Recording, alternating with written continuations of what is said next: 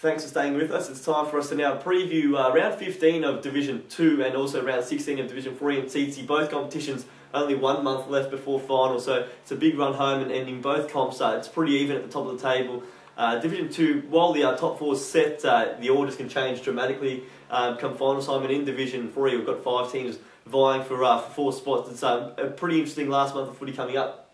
It certainly is, mate. You look at it, the top side got knocked off in South Morang. You know, who would have picked that? So now all of a sudden, Pett and Hill have thrown themselves back in the top 4 and given them a fighting chance. Well, it's a massive weekend. Of course, that game you just speaking of, South Morang and Pett and Hill, was the major game of last weekend. Of course, South Morang looking to win a dozen in a row, and they hadn't lost since round 1. And I think most pundits would have thought they would have gone on and win that one. Pett and Hill has found some form of late, and 2 weeks ago, of course, changeover of coach to put John Byron in the hot seat, and they got a win first up. Then the Byron, they've come back, and John hasn't been well, and hasn't actually coached the side in a week. And Tristan Cranborg took over, and in his first game, playing coach, he led from the front, kicked a bag of goals there, and South Morang losing their first game for 12 weeks, and really nearly 4 months of footy, because when you consider the byes they have as well, it's been all the way back in round 1, the start of April, and Pett and Hill, a massive win now. They've pushed back inside the top 4, as I said, just a massive win for them. It doesn't do Reservoir any favours whatsoever, so interesting to see how it all unfolds now for Pett and Hill. It's another massive game this weekend. They take on St Mary's, and it was actually meant to be a home game. Of course, they played St Mary's at home 3 weeks ago. We've just got news in that the ground conditions are pretty poor down there, and the council shut the ground, so it now goes to Ford Park, which is of course St Mary's home, and it might change things up a little bit, so it's unfortunate for Pett and Hill, but unfortunately the league's hands are tied on that one, and St Mary's, another win on the weekend. They're now 3rd on the ladder, Pett and Hill 4th. Now goes to St Mary's home ground, probably puts them in favour when you go into this game. CT. Yeah, look, they're both coming off a pretty solid win with St Mary's knocking off Reservoir. But I think with the shift to home, I'm actually going to tip St Mary's.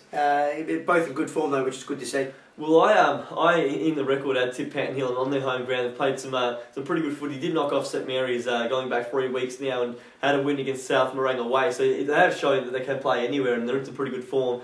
I might actually just stick with it. I think they've got some hardened bodies. They're getting a lot of players coming back through the team now, and no disrespect to St Mary's. St Mary's playing some fantastic football. They've really taken up to South Morang in the past. They're 3rd on the ladder, deservingly so. They've knocked off Parkside in the week prior to last weekend, and of course beating Reservoir again. So they've beaten everyone around the competition they need to beat, except for Pett and Hill, who have fallen to twice. And I reckon Pett and Hill might just have the edge on them there, and I think I might go for the Redbacks in that one. But it should be a great game, and of course, as I just mentioned, down at Ford Park now, with Pett and Hill's ground being out of action for this weekend, which also includes the junior game. So there's been a bit of reshuffling, and hopefully it all gets sorted out. But as we said, unfortunate that the council has had to make that decision. But another big game coming up on the weekend is the clash of the bottom 2 sides. It's Heidelberg West and Watsonia. Watsonia appears to have cleared themselves of winning that wooden spoon. They've beaten Heidelberg West twice this year for their 2 wins of the year. Heidelberg West without a win. Probably last chance to get the 4 points for the season. Even should they get the win, it's pretty unlikely they'll get another win in the run home. But on their home ground, they have actually led Watsonia both times they've played them at 3/4 time. So maybe, just maybe, they might get that first win of the season at this late stage of the year. But Watsonia on the weekend lost to Parkside by 80 points. They're improving each week. When you look at that, I think going in, I think most people would have thought it could have got out to a three-digit margin. Of course, Parkside losing the week before and wanting to win back. Of course, some confidence and some form, but Watsonia kept it to within 80 and really some decent form. And I think the fact they've beaten Heidelberg West the last 2 times around, I'll stick with them this time. Yeah, I think just the fact that Heidelberg West are playing against an opponent where they probably would fancy themselves. You know, like for example, if they're coming up against South Morang, you know that they're in for a tough game and they're unlikely to win and probably lose by a fair bit. So, look, I'd love to see Heidelberg West get a victory, but anything can happen. Actually, I'm going to stick with it. I'm going to tip Heidelberg West for their first victory of the year. Well, they'd be far off, of course. As I said, they were really in it the last 2 times, and first time around they should have actually really got a win. They're up by 4.5 goals at 3/4 time and let it slip. So I'm sure now they're back in the home paddock. They'll be a bit of a repeat of that game, and I think it'll be pretty close. And for Heidelberg West, hopefully they can get their first win on the board. And the final game in Division 3 is, of course, another big one. It's Parkside against Reservoir, and for Reservoir now, outside the top 5, really need to win these games against those sides in the top 2 in particular, with some big games coming up. Parkside getting a win on the weekend, so they're back in, found a bit of form, and have only lost 3 times for the year. Lost, of course, 2 games in a row going back when they lost to South Morang and St Mary's, and I think they're just going to be too strong for Reservoir. 2 times they've played so far this year. Parkside's won by 6 goals and 4 goals, and for a combined total, Reservoir's only kicked 12 goals in those 2 games. They got only 4 the first time around, 8 in their last meeting. You think they're going to have to kick at least a score of 100 points to win this week against Parkside, and I don't think they can do that this weekend. No, not at all. And then the form also of Dallas King up forward, kicking 43 goals this year. And look, Parkside's been in pretty good form, and you just wouldn't expect Reservoir to knock them off. I guess there's a lot at stake for Parkside as well, because with St Mary's breathing down their neck, they really want to hold on to that second spot, of course, a double chance. So they're not going to let slip at any stage this year, and I think they'll be pretty motivated going into that one. And for Reservoir, a loss this week, and if Panton Hill can get a win, a 2-game buffer inside the top 4, and that might just be the season all over. So a lot at stake, and a pretty tough run home for Reservoir. So still a lot of footy, I guess, to still be played, but a win this week is exactly what they need, and it's going to be pretty tough, I reckon. Division 2 has another top of the table clash. I think a couple of weeks back, Laylaw played Lower Plenty down at Lower, and the Bears are just far too strong, winning by 68 points on that occasion. This time around, it's back at Sydney Crescent, of course. We did the NFL match of the day down there earlier this year, and on that ground, Layla was just far too strong. Got a 6-goal victory in the end, and really dominated the proceedings there, and controlled the match. Probably should have won by more. It probably felt like they were winning by more than that the entire game. Both sides have key forwards in some pretty good touch, and C2 alluded to it off air, just how good those 2 forwards are in. Both pretty big bags last weekend. Yeah, Billy Barden obviously kicking another 10, and Peter Shepherd, who's just been stellar this year for Laylaw, kicking a 10 as well so tough game to tip, Sammy. I suppose it could be battle of the 4 forwards, couldn't it?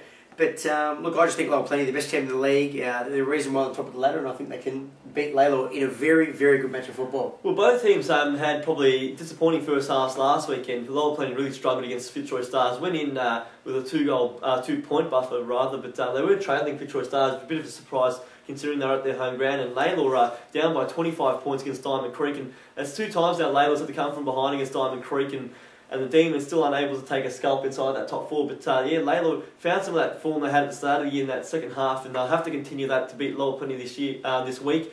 But I just think Lower Plenty has some bad memories of what happened at Sydney Crescent Reserve in round 6, and I think they want to atone for that. I think if both sides are at their best, I think Lower Plenty should win that game. But Laylaw does play a pretty bruising kind of brand of footy, and as we saw that first time around, they really restricted Lower Plenty's run out of half back, and they can do that again. They'll really fancy their chances, but with the likes of both the Barden boys into good form. Clinton Monge is back to that form that saw him win a couple of BNFs, and last week really probably won that one-on-one battle with Lionel Proctor. So if those boys can play some good footy, Benny Gill should be back in the lineup. I reckon Lower Plenty goes in favourites there.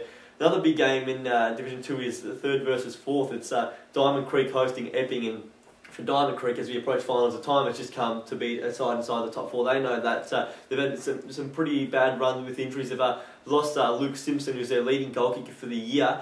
He's out with a knee injury and won't play again this year, so it's a massive blow. And for Epping on the weekend, just another win against Hurstbridge, won it by 98 points. And again, as we say each week, it's just those usual suspects. It's Daniel Moore just doing as he pleases. Aaron Willits kicks another bag despite playing a bit higher up the ground, and these names, Luke LaRossi is another one who plays down at the Bull Ants, played another good game, and Adrian Totino, who just scouts around the middle and through half forward, and has found himself in the top 8 goal kickers in the competition. Epping's in some great form. If they win this one and Laylaw loses, they'll go inside the top 2 for the first time this year. Plenty of incentive to win this one, and I think they'll be too strong for Diamond Creek. Also, one person you didn't mention was Jared King. I think who's been fantastic for Epping this year, just a good player, and you're spot on, mate. If Laylaw go down this week, Epping will find themselves after a win in the top 3 or 2nd, which is something they're striving for. But on the flip side, though, if Diamond Creek lose, Fitzroy Stars play off against Thomastown, which we'll cover next. It just gives them a little bit of breathing space. Mathematically, you know that if Diamond Creek keep dropping games and all of a sudden Fitzroy can win a couple, well, all of a sudden they can find themselves back in the top 5, which would be incredible. A lot needs to go right for them to happen, but I guess mathematically there's still a chance. But for Diamond Creek, it's just been a bit of a teaser this year. They had Epping by the scruff of the neck the first time around, led by, I think at one stage got up to nearly 50 points, and then let it slip, lost by 5 points. Led Laylaw first time around, and led deep in the last quarter. Unfortunately, couldn't get over the line, lost that one by 5 points. On the weekend, led by 4 goals at half time, and were overrun the last half. So they've shown they are good enough against these teams. They just haven't been able to play 4 full quarters, and I know they have had a bad run with injury, but I guess you still have to make do once you're out there, and they haven't been able to hold on, so it's unfortunate for them, but they're going to be really keen to win this one, and I think going to finals. They need to prove that they can beat these top sides if they are to have any impact come late August and September. The next one is what you just mentioned before, CT. It's Thomastown up against Fitzroy Stars. Just felt like yesterday these two teams played at Main Street Reserve. It only was a couple of weeks back, of course, just the way the fixture's running. But Fitzroy Stars on that occasion conceded 7 goals in the first term, down by a pretty hefty margin, and by half time was already in front, and from there just run away with the game. And they're proving they're found to form. I think we saw them against Epping a couple of weeks back, and bless you there, mate. But we had. Of course, that first quarter down by nearly 6 goals, and from there didn't really weren't beaten by too much more. Of course, Epping probably took the foot off a little bit, but I think from there the margin only extended by 1 or 2 goals. Since then, they've won 2 games, ran with Lowell Plenty for a half there, which very few sides have been able to do. So the encouraging signs there. Aaron Sharp is an excitement machine, was in the best again last weekend. You've got Damien Walker, Lionel Proctor, and Big Patrick Davis kicking a bag of 8 last week against the Bears. A fantastic effort. Their players are in form. Thomastown. We're not too sure what happened down there last weekend. Absolutely flogged by Mernda by 107 points. I think probably went into that game as favourites, if anything, and absolutely smashed in a disappointing result. And I reckon just on the way they played last week, and it's impossible to tip them this week, and Fitzroy Stars should win that one. Yeah, you spoke about Paddy Davis. He kicked 14 goals in 2 games, 8 last week and another 6 before that. And Fitzroy Stars, we saw them with Epping.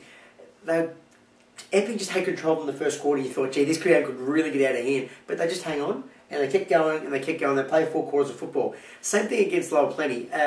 Really with them up until half-time. Lowell Plenty started to extend the lead, 11 goals in that third quarter. But Fitzroy Stars just kept going, 4 goals something in the last quarter. So they're a team that just doesn't give up. So, look, mate, I think that they're going to beat Thomastown and beat them quite comfortably as well. Well, we spoke to Simon McConnell before that Epping game, and he said the key for his team was that to control the bleeding. He felt early in the year once they were down, they were just smashed. Not that they gave up or anything, but they weren't able to actually get anything back from the game and take many positives away. They did it that day against Epping. They took something away. They didn't win the second half, but they were very close, and only, I think, as I said, extended by a goal or 2 from quarter time. Did win that last quarter as well, so that was something to take away. On the weekend, played a really good half against Lowell Plenty, and for any side to actually lead Lowell Plenty by 3 goals going into half time, while they conceded a few late goals, which was disappointing. They did show that they can match it, and you think this weekend against a Thomastown team that's going to be pretty low on confidence, you think the Stars will be far too good? I think it's just a sign of consistency. Like, if they don't make the finals this year, Fitzroy Stars, you like to look at their list and say it's going to develop.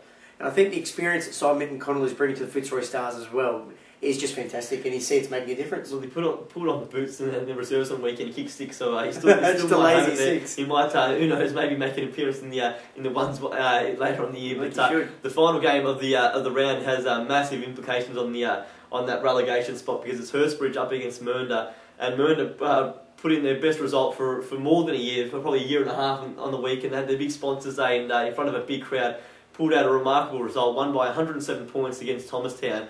Going this week against Hurstbridge, of course, they're away from home, but they have beaten Hurstbridge this year, which gives them great confidence. And you look at that ladder, they're still a game last, but with some of those big results coming through, of course, Hurstbridge and Thomastown, if they do lose by big margins in that run home against some of the better sides of the competition, anything can happen. And I'm actually going to tip Mernda in this one. Hurstbridge has really fallen away since their last win in round 8 against Fitzroy Stars.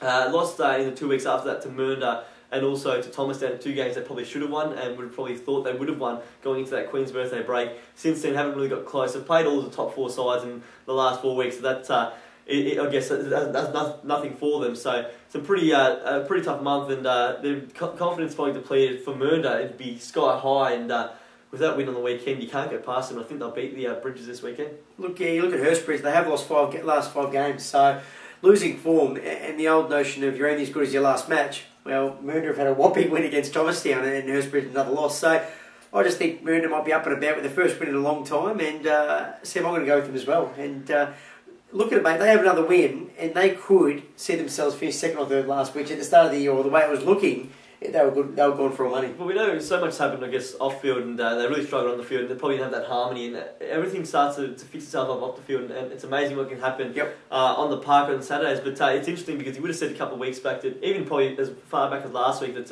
it was all over. They were going to go down to Division 3. It's really interesting now. Not only do they get a win, a percentage booster as well. Percentage goes up 7%. A win this weekend, and who knows what can happen. I think they'll still be last should they get the win, just because of their poor percentage. But if they can sneak a win in the run home, or even just stay competitive with a few of those top sides, who knows what can happen. And for Hurstbridge, I guess a must-win game. They win this one, they're assured to be playing Division 2 next year. But a massive game with massive implications. And again, thank you for joining us on this Thursday night. We appreciate your time. As I mentioned in Division 1 above, it's the last week of finals, last week of home and away games for juniors, so make sure you get down. It's also the last week of home and away games for the youth girls, so they have finals coming up, and all the finals schedules for the youth girls and also juniors are online, so make sure you check that out and get a copy of the record and read it up on some of the major stories in the NFL at the moment. Thank you for your time, and we'll see you all the football on Saturday and hopefully Sunday at the juniors. See you then, and of course see you again next Thursday, where I think Liam Quinn might be back in the hot seat, and see you sexy time tonight. And make sure you listen to 88.6 Plenty Valley FM for the coverage of this weekend's game, the match of the week. Not sure what game it's going to be, but it's always going to be a cracker, so make sure you're listening. Well, thanks for your time, and see you again next week. See you guys. Cheers.